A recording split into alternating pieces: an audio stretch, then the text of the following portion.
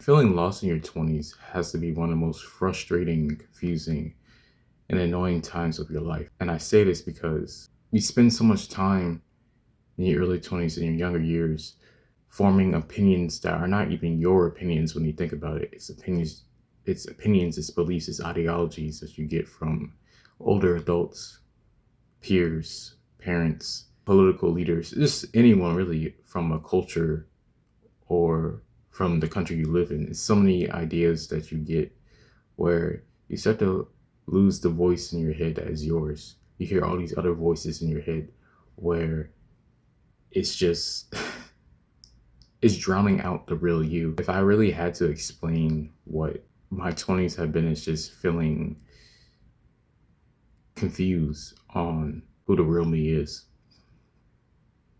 And I say that because, well, I'm 25. I just graduated college at 24.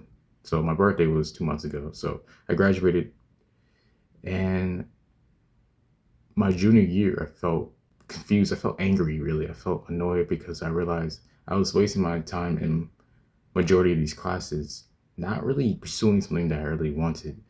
When I finished my creative writing minor, I felt lost. I know I keep using the word lost, but seriously, I felt unsure. I felt annoyed. I felt distant from people. I felt that people I was in classes with didn't really resonate with me. And that's on me because I was scared to pursue things that I truly wanted to do. And the reason why I'm making this video is so people won't do the same thing that I've done. And I had warnings. I had people who were 25, who were in their 30s and their 40s say, please pursue the things that you truly want. But the thing is, how can you truly pursue something you really want if you don't even know your purpose, if you don't even know who you are, because you lost yourself trying to please other people's pursuits that they want for you.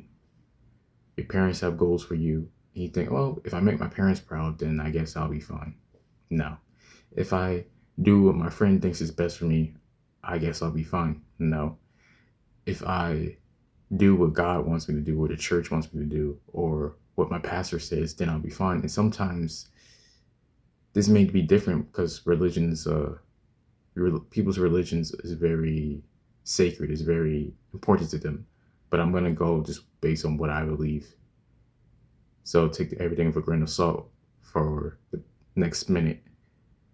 Sometimes when you pursue things that your pastor or the church or whoever communion you listen to, you got to realize those people are still humans. They're flawed. You can't listen all the time to people who is not God.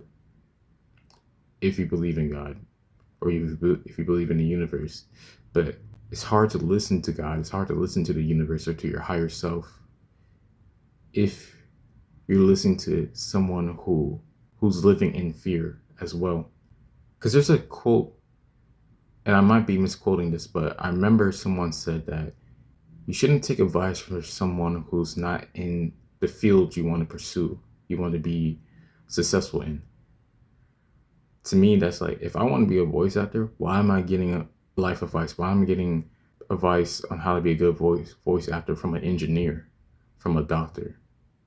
It had never stepped foot in that field at all. It had never did auditions. If they never had an actual foundation in that realm. Why would I take advice from them? It's someone who's never been in a relationship is telling you not to be in a relationship, or telling you, oh, when you're with your boyfriend or you're with your girlfriend, you should do this. Why would you take advice from them? You should take advice from the person who's in a healthy relationship, who actually loves their partner and loves themselves, and that you trust. If you don't trust this person, why would you even give them the time of day? And I know this may seem like, what is this happening? What does this have to do with feeling lost in your 20s?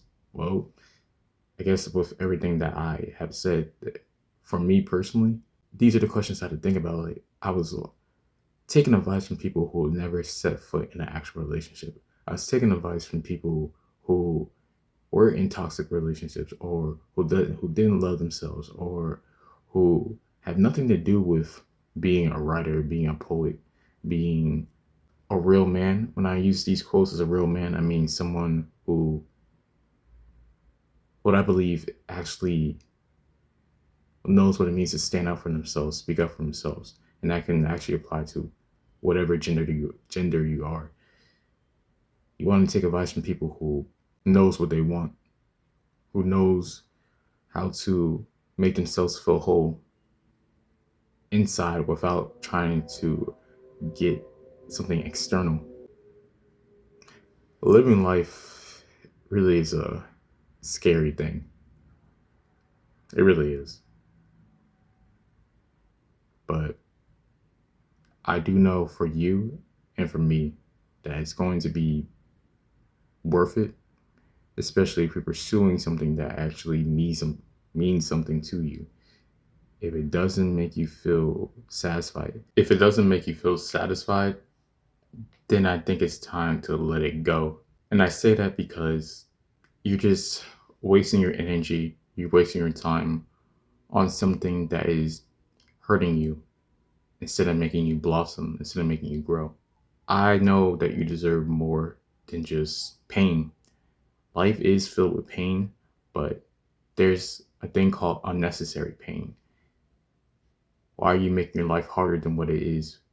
Why are you still giving your time to people who hurt you?